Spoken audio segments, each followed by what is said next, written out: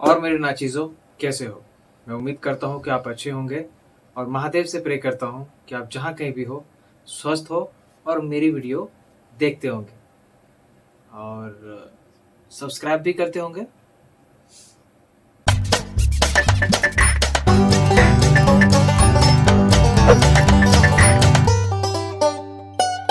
Thumbnail देख के आपको पता चल ही गया होगा कि मैं किस बारे में बात करने वाला हूँ।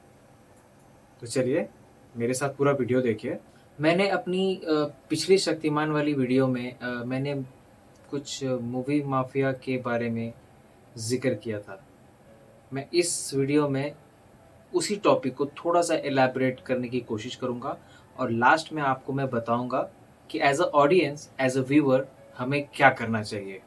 तो आप में से कुछ लोग जानते ही होंगे कि शक्तिमान जब टीवी पे आ रहा था, तो वो अचानक बंद हो गया था। सबको ये बात काफ़ी शॉकिंग लगी थी, लेकिन हम में से बहुत कुछ लोगों को पता है कि वो अचानक से क्यों बंद हुआ था। कहानी बहुत स्ट्रॉन्ग जा रही थी, लेकिन अचानक से बंद हो गया और किसी को कुछ समझ में नहीं आया कि वो क्यों हुआ, कैसे हुआ। इस वीडियो में हम उसी के बारे में बात करने वाले हैं। हम सब जानते हैं कि हर एक इंडस्ट्री में कुछ अच्छे और कुछ बुरे लोग होते हैं।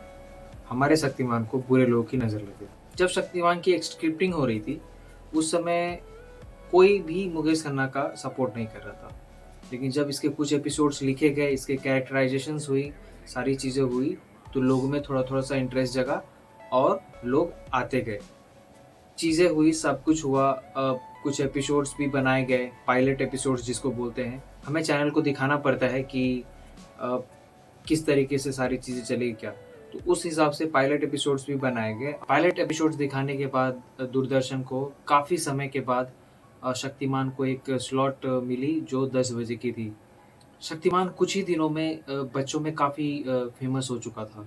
इसकी पॉपुलैरिटी दिन-ब-दिन बढ़ती ही जा रही थी और हम सबको पता है कि कोई चीज़ें अगर बहुत अच्छी होती है, तो उसे नज़र लगने का भी खतरा होता है। तो हमारे शक्तिमान पे मूवी माफ़िया, टीवी माफ़ियाओं का नज़र आ चुका था और वो सोच रहे थे कि इतनी अच्छी चीज़ है कि इससे करोड़ों कमाए जा सकते हैं। तो उन लोगों ने एक षड्यंत्र रचा और मुकेश खन्ना जी को परेशान करना शुरू कर दिया। मुकेश खन्ना जी ने अपने इंटरव्यू में कहा था कि उन्हें कुछ एपिसोड्स के बाद एग्रीमेंट में बताया गया था कि उनकी फीस में बढ़ोतरी होगी। उनको शो के मेकर्स ने कहा था कि 104 एपिसोड के बाद उनकी फीस बढ़ा दी जाएगी, लेकिन ऐसा करते-करते 350 एपिसोड हो गए थे और मुकेश खन्ना की कुछ भी फीस नहीं बढ़ी थी। उन्हें ऐसा लगने लगा था कि शक्तिमान के सक्सेस को पेनलाइज़ किया जा रहा है। शक्तिमान के आगे की सारी जितनी भी एपिसोड्स आने वाली थी, सबकी स्क्रिप्टिंग रेडी थी, कुछ के शूट्स हो चुके थे, सब कुछ वैसा ही चल रहा था जैसा होना चाहिए था। मुकेश खन्ना जी की तरफ से ही कुछ इश्यूज़ हुए होंगे जिसकी वजह से शक्तिमान बंद हो गया है, लेकिन ऐसा कुछ भी नहीं था। शक्तिमान शो बंद हुआ था सिर्फ़ और सिर्फ़ टीवी माफियाओं की वजह से।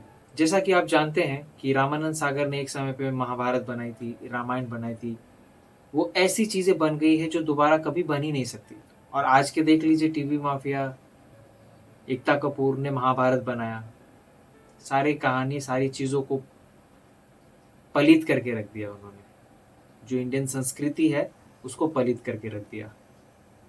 तो मुझे आप सबको यही बताना था कि अब बहुत लोगों को पता भी होगा ये बात, लेकिन मैं उन दर्शकों तक अपनी बात पहुँचाना चाहता हूँ, जिन दर्शकों को शक्तिमान बंद होने पे तकलीफ़ हुआ था। मुकेश खन्ना जी ने अपने रिसेंट इंटरव्यू में भी कहा है कि जैसे आप सबको शक्तिमान सीज़न 2 का इंतज़ार है, उसी तरीके से मुकेश खन्ना जी को भी उतना ही इंतज़ार है। तो मैं उम्मीद करता हूँ कि जितने भी लोग शक्तिमान के लवर्स हैं, उनको ये बात तो पता चल गई होगी, जो ख़ासकर मेरा चैनल देखते हैं, कि शक्तिमान क्यों बंद हुआ था।